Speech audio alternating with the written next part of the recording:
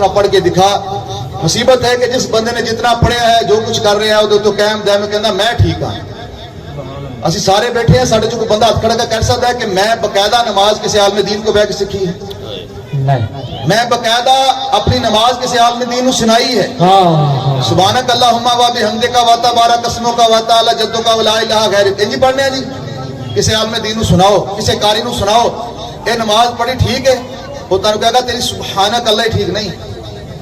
باقی بڑی دور دی بات ہے, لیکن اسی پڑھنے پہ روایتی انداز دے نال عبادت سمجھ کے پڑھتے ہوتے تو سکھ دے, ذمہ داری سمجھتے تو کسی کو سکھ دے.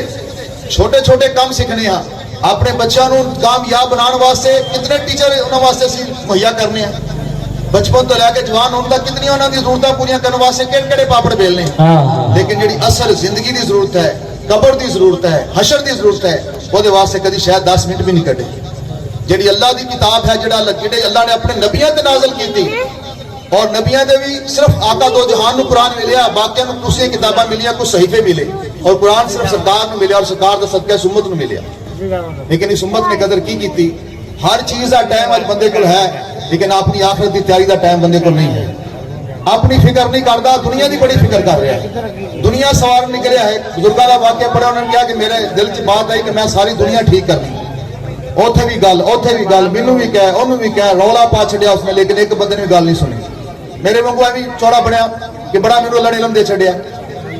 کسی نے سنی, پھر اس نے دل چاہے یار اتنی بڑی دنیا میں کیویں سواراں گا, چل میں نہیں کرنا, اپنا ملک سوارنا. پھر ملک تے, لیکن ملک والے بھی کسی گل نہ سنی. پھر محلے شہر تے آ گئے, شہر بھی نہ سنی. پھر محلے بھی کسی نہ سنی. پھر گھر چ آ گیا, گھر بھی کسی نہ سنی.